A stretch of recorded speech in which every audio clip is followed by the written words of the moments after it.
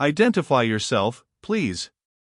The quiet words from the speaker in no way appeared to coincide with the picture on the screen. The spacer that had matched their orbit over Dis had recently been a freighter. A quick conversion had tacked the hulking shape of a primary weapons turret on top of her hull. The black disk of the immense muzzle pointed squarely at them. Igel switched open the ship-to-ship communication channel. This is Igel.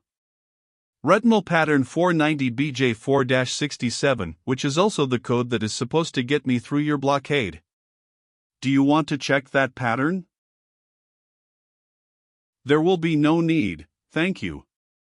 If you will turn on your recorder, I have a message relayed to you from Prime 4.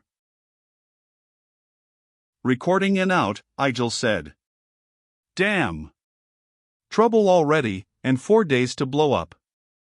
Prime 4 is our headquarters on Dis. This ship carries a cover cargo so we can land at the spaceport. This is probably a change of plan and I don't like the smell of it. There was something behind Igel's grumbling this time, and without conscious effort Brian could sense the chilling touch of the other man's angst. Trouble was waiting for them on the planet below. When the message was typed by the decoder, Igel hovered over it, reading each word as it appeared on the paper. When it was finished he only snorted and went below to the galley. Brian pulled the message out of the machine and read it. Igel spaceport landing danger night landing preferable coordinates map 46J92MN75 remote your ship the AON will meet end. Dropping into the darkness was safe enough. It was done on instruments, and the Dissons were thought to have no detection apparatus. The altimeter dial spun backwards to 0 and a soft vibration was the only indication they had landed. All of the cabin lights were off except for the fluorescent glow of the instruments. A white speckled gray filled the infrared screen, radiation from the still warm sand and stone. There were no moving blips on it, not the characteristic shape of a shielded atomic generator. We're here first, Igel said, opaquing the ports and turning on the cabin lights. They blinked at each other, faces damp with perspiration. Must you have the ship this hot? Leah asked, patting her forehead with an already sodden kerchief.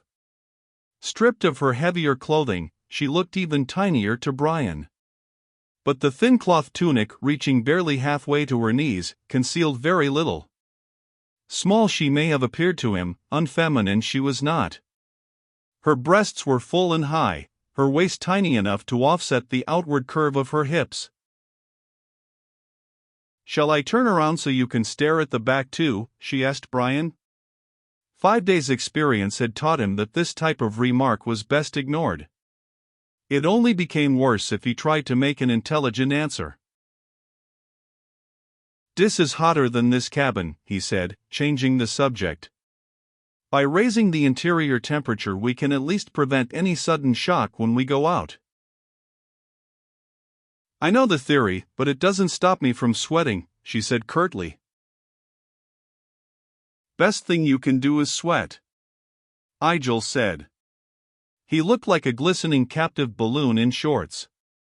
Finishing a bottle of beer, he took another from the freezer. Have a beer? No, thank you.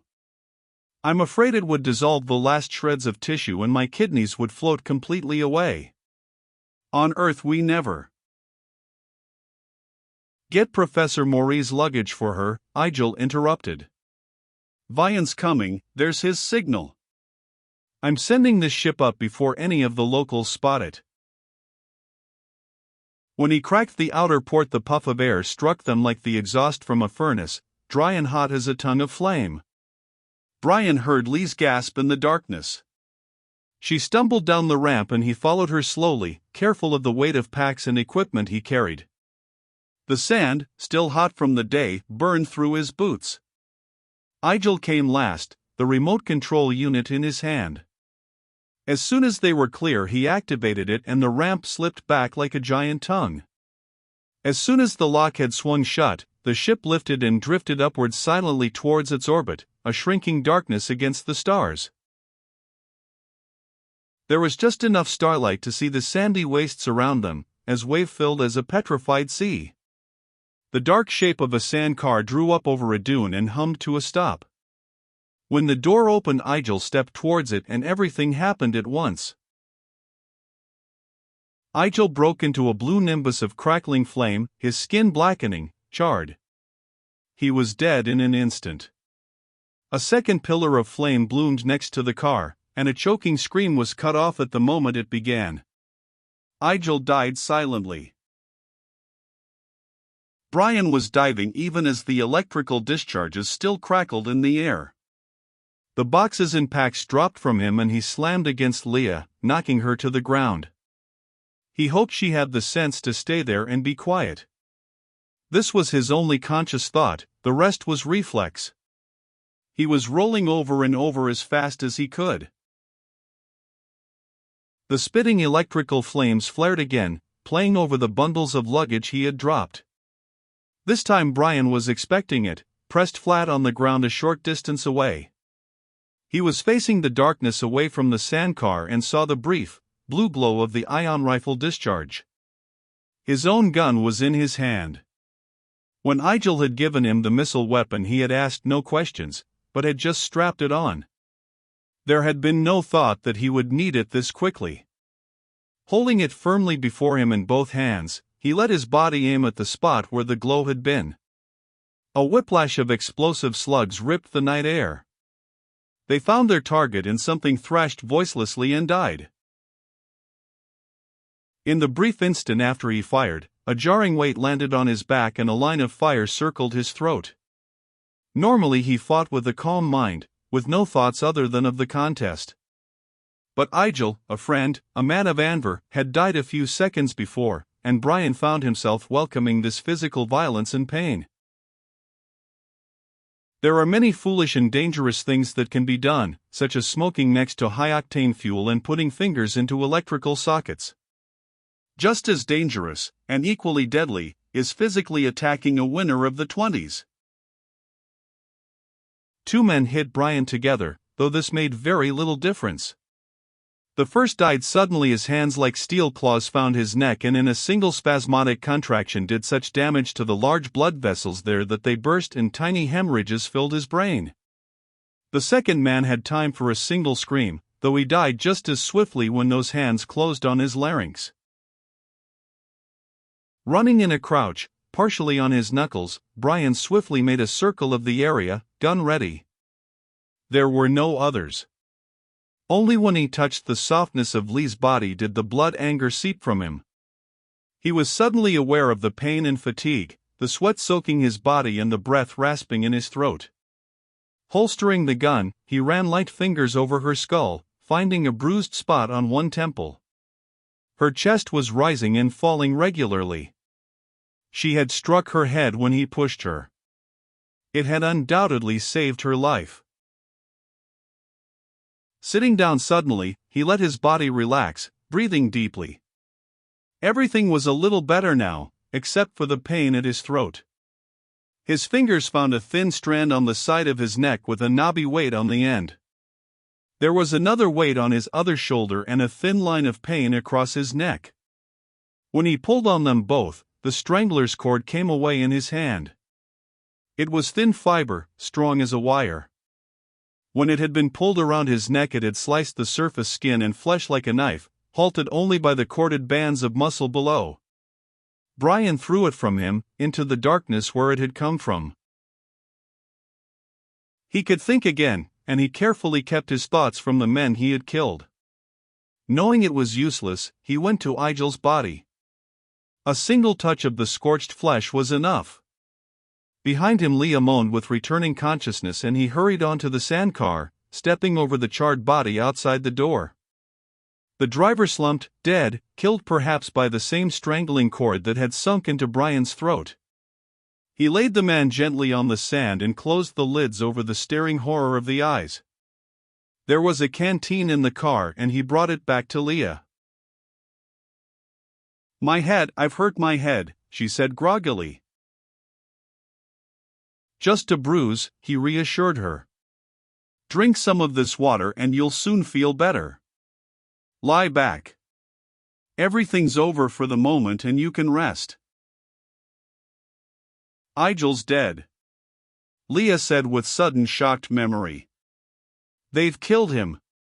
What's happened? She tensed, tried to rise, and he pressed her back gently. I'll tell you everything. Just don't try to get up yet. There was an ambush and they killed Vian and the driver of the sandcar, as well as Igel. 3 men did it and they're all dead now too. I don't think there are any more around, but if there are I'll hear them coming. We're just going to wait a few minutes until you feel better, then we're getting out of here in the car. Bring the ship down. There was a thin note of hysteria in her voice. We can't stay here alone. We don't know where to go or what to do. With Igel dead, the whole thing's spoiled. We have to get out. There are some things that can't sound gentle, no matter how gently they are said. This was one of them. I'm sorry, Leah, but the ship is out of our reach right now. Igel was killed with an ion gun and it fused the control unit into a solid lump. We must take the car and get to the city. We'll do it now. See if you can stand up, I'll help you. She rose, not saying anything, and as they walked towards the car a single, reddish moon cleared the hills behind them. In its light Brian saw a dark line bisecting the rear panel of the sandcar. He stopped abruptly. What's the matter? Leah asked. The unlocked engine cover could have only one significance and he pushed it open, knowing in advance what he would see. The attackers had been very thorough and fast. In the short time available to them they had killed the driver and the car as well. Ruddy light shone on torn wires, ripped out connections. Repair would be impossible. I think we'll have to walk, he told her, trying to keep the gloom out of his voice. This spot is roughly 150 kilometers from the city of Huvstad, where we have to go. We should be able to. We're going to die. We can't walk anywhere. This whole planet is a death trap. Let's get back in the ship. The shrillness of hysteria was at the edge of her voice, as well as a subtle slurring of sounds. Brian didn't try to reason with her or bother to explain. She had a concussion from the blow, that much was obvious. He had her sit and rest while he made what preparations he could for the long walk. Clothing first. With each passing minute the desert air was growing colder as the day's heat ebbed away. Leah was beginning to shiver, and he took some heavier clothing from her charred bag and made her pull it on over her light tunic. There was little else that was worth carrying, the canteen from the car and a first aid kit he found in one of the compartments. There were no maps and no radio. Navigation was obviously done by compass on this almost featureless desert. The car was equipped with an electrically operated gyrocompass, of no use to him now. But he did use it to check the direction of Huvstad, as he remembered it from the map, and found it lined up perfectly with the tracks the car had cut into the sand. It had come directly from the city. They could find their way by backtracking. Time was slipping away. He would have liked to bury Igel and the men from the car, but the night hours were too valuable to be wasted. The best he could do was put the 3 corpses in the car, for protection from the Desan animals. He locked the door and threw the key as far as he could into the blackness. Leah had slipped into a restless sleep and he carefully shook her awake. Come, Brian said. We have a little walking to do.